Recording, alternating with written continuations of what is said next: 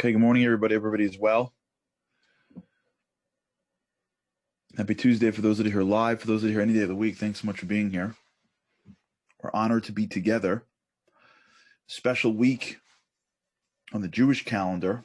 This is the week of Purim. We will not be having a boost on Friday, and on Thursday there's something extra that I will talk to you guys about on Thursday.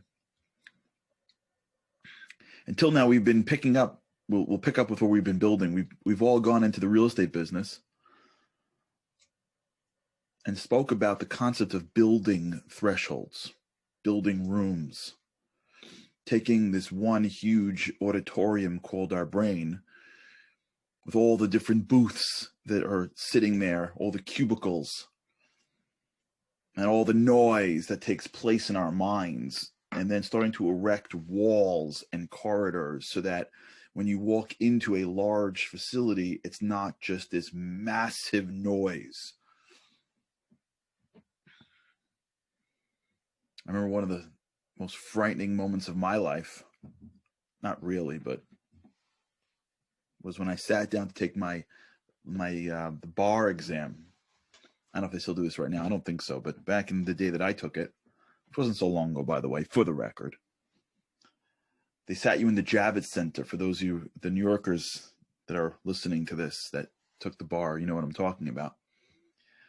And what they did was, from apparently to intimidate you, is everyone took it in the Javits Center. So as far as the eye can see, there are students and desks. Massive. And then when the test starts, they drop the gates. It's incredible. Can you imagine sitting there at the bar exam and they go, and then you hear chink, chink, chink, chink, chink, chink, chink, chink, chink. And you look around and it's just the gates are down. It's like the WWF.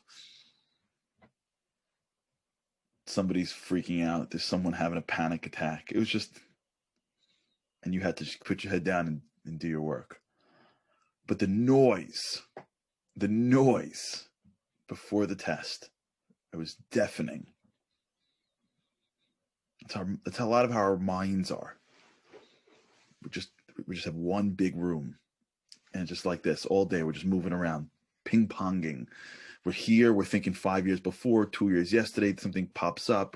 Everything is just all over the place. And then you put up a wall, and then another wall, and then a threshold. Before you know it, you got yourself a functioning building with apartments, with bedrooms and offices and bathrooms and kitchens. Then you start creating order in the greatest mansion you can ever build, which is the mansion of your mind. You don't have to be some brilliant person to do this, because everyone is born with the same ability. Everyone has neuroplasticity. It's just a matter of time and attention. Just whether we want to do it. It doesn't matter who's listening, whoever you are. Just a question of if you want to. And what we've been speaking about is this idea of the thresholds. And the thresholds tell you that I'm about to go into a room. And when you build a threshold that is appropriate for the room inside it, then when you get to the room, your brain shows you how to be appropriate in that room. And then when you get to the room, you experience the room for what it is. When you get to the room called your relationship with this person and you have time with them, you're in the relationship. When you get to the room of spirituality, you're in that. When you get to the room of introspection, when you get to the room of sleep. Well, there's a lot of science behind sleep and how to sleep, how critical it is, and what you should be doing before you get into your bedroom, how terrible it is when the screens are there, etc., etc. Because science is like, listen, there's a room in your life called sleep. And if you get a lot of it, or at least enough of it, it's going to really help you. Really, your body needs it. And if you get to bed and like you're still on your phone, it's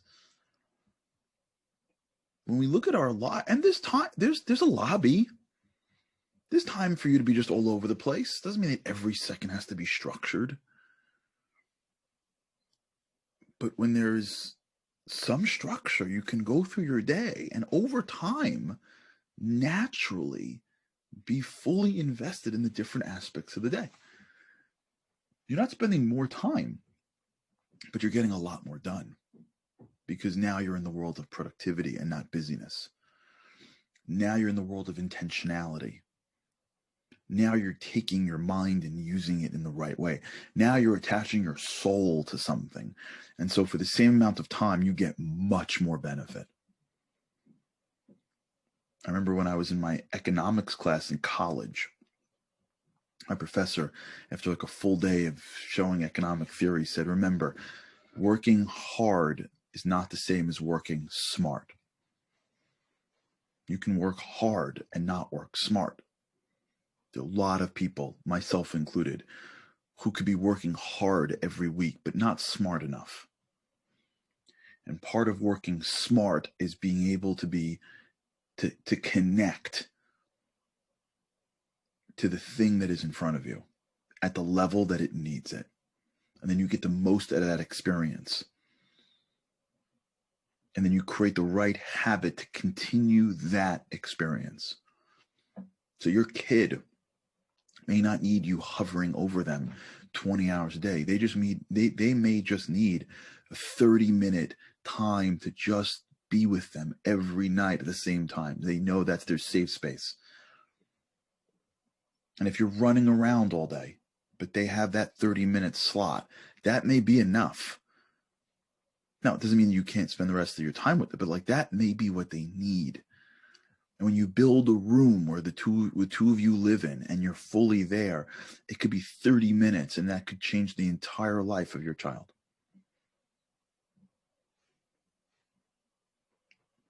A 20-minute start your day where you're thinking about what to do that day, where you blocked all of your distractions, where you have the time to sit down with a pen or a laptop or a computer or something in your hand, and you are thinking about what is the most important thing and making the pathway, the plan for your day.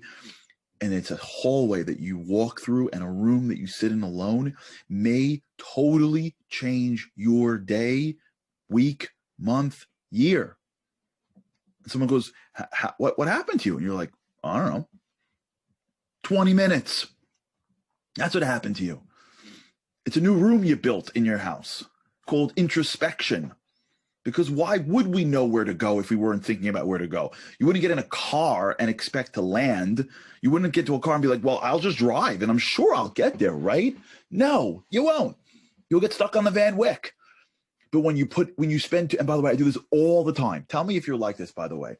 And especially if you live in urban areas. So for those who live in like the more, less trafficy areas, just tell me, thank you, by the way, boost. Tell me this happens to you. How many times has happened to you where you got to go somewhere and you just get in your car and you drive? And then you drive and all of a sudden you're like in bumper to bumper traffic and you're like, what's going on here? And then you put on Waze on the road. Does that ever happen to you?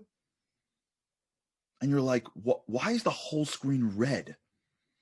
Oh, there's construction?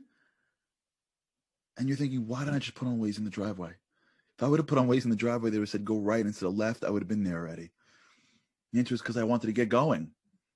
I didn't want to wait the 2 minutes to put the Waze app on and put in the address of where I got to. I know how to get there. Why would I use technology that'll tell me what's 15 steps ahead? It only takes me 2 minutes. You know what 2 minutes is?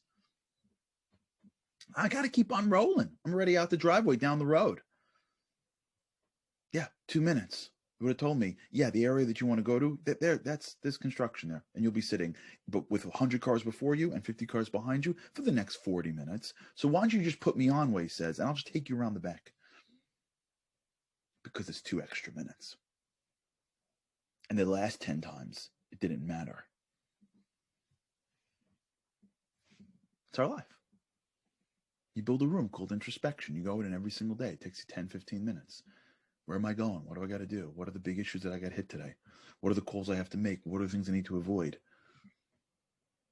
Changes your whole day. Why don't we do it? We don't have a room for it. That's why. Because we're sitting in the Javits Center. Just put up a wall. Put up a little threshold. Call the room 9 don't put it 9 a.m. Not Eastern time. That's for me and you. Call the room, 8:30 a.m. When you wake up in the morning, grab your coffee and walk into the room. In your mind. And it could be in your house or in your office. And sit down and start writing. How come we don't have a relationship with God? It's not because we weren't taught how to read Hebrew. It's not because we don't know the prayers, because we don't have time for him. Period. We have time for him. God is our mirror. The verse in Psalm says, God is your shade. That means that when you move your hands, the shade moves. So too, when you act, God acts the way you act. Why don't we have a relationship with God? Because we don't spend any time with him. How long is that going to take? Just put up a room. Maybe it's in a synagogue. Maybe it's in your own house. Maybe it's the prayers that you read out of a book that you were taught how to pray with. Maybe it's the words that come out of your mouth that from your heart. Put up a room. Build a threshold. Find what are the blocks to get you in that room every day. Put it in your threshold. Connect your room to the room that you were in beforehand. I hope everyone's following the example. I wake up in the morning. I have a ritual. When I'm done with my morning ritual, what do I do next? Stick a room next and go somewhere.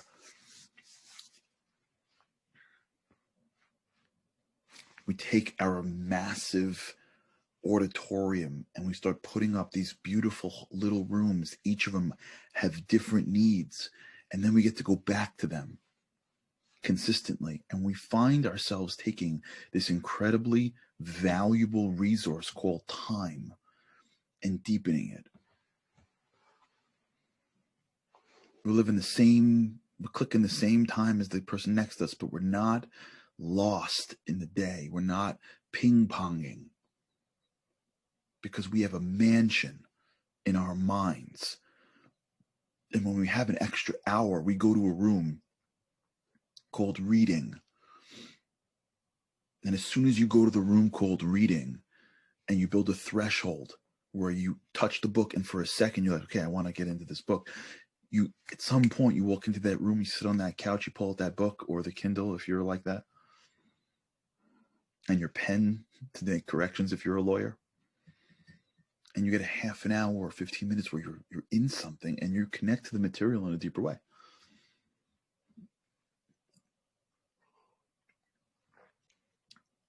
It's all possible. This is how you have a deep experience in life. You meet a new person. They're worthy of your relationship. You put up a room for them. Now, it doesn't have to be like it's overly structured. It doesn't be like if you don't have, don't take it to the point where it's too far and you can't be a human being. But if you want to go deep, hack your brain. It's there for you to hack. That's why God makes it putty. If God didn't want you to hack your brain, he would have hardwired you. He created neuroplasticity for us to play with. We want the kids to play with the putty.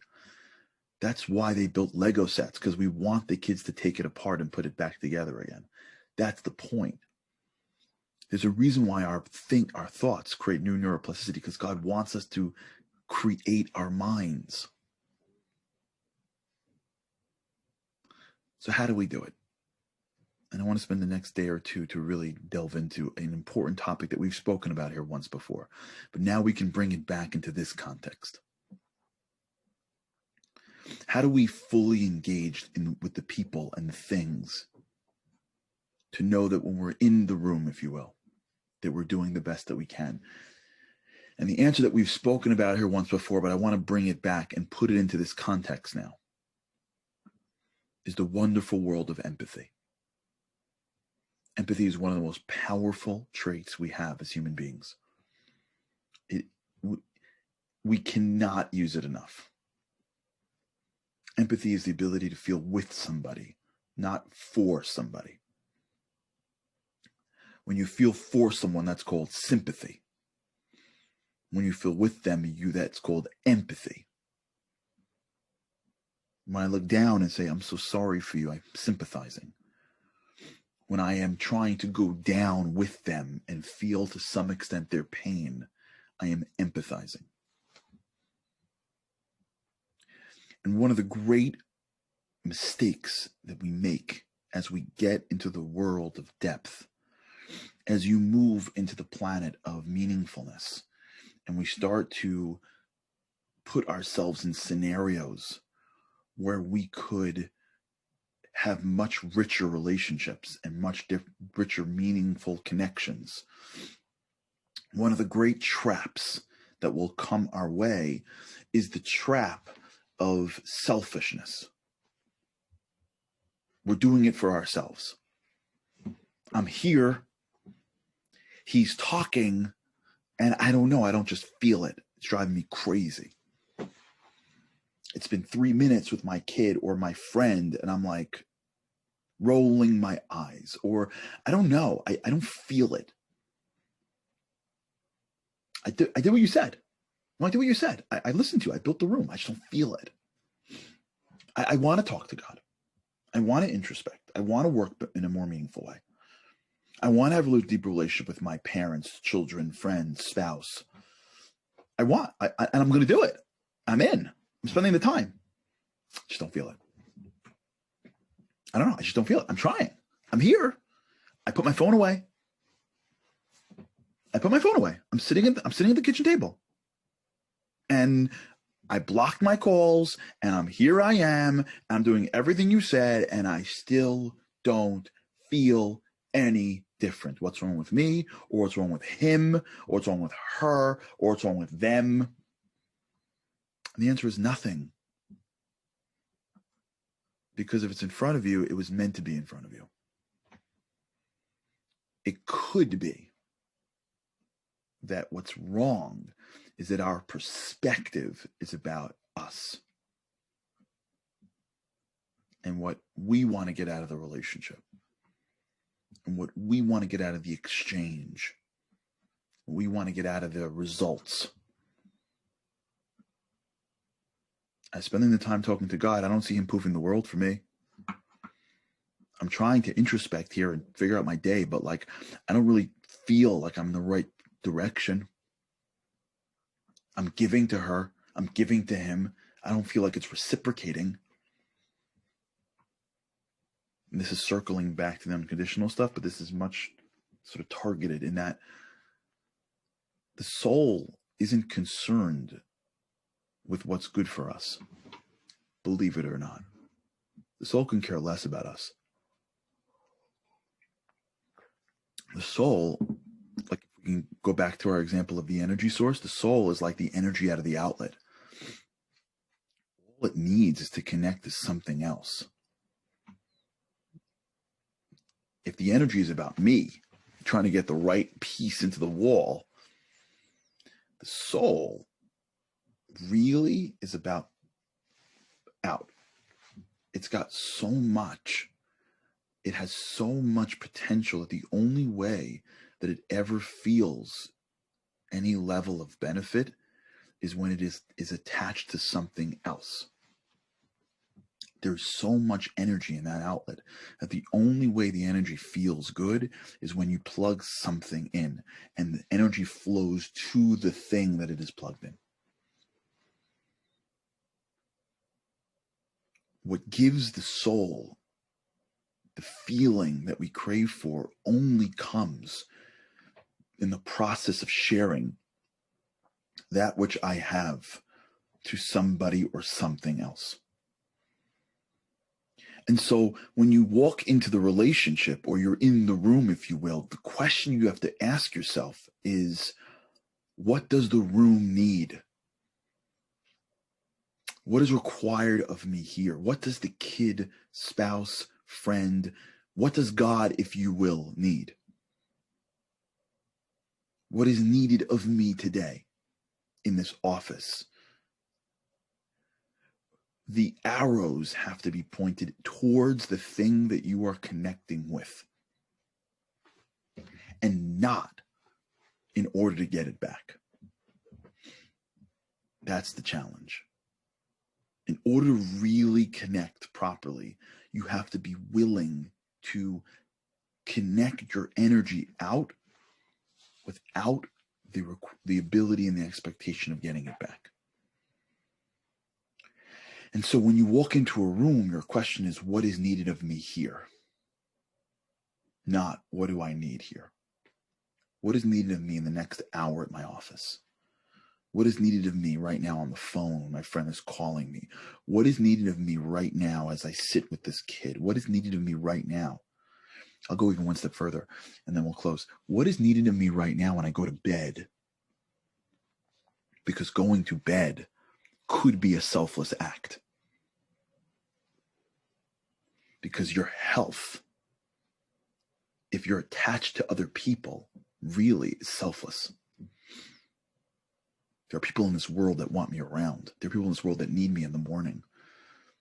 I am not my body. I don't own my body. My body is on loan, so that my soul has a garment to walk around this world with, to interact with people.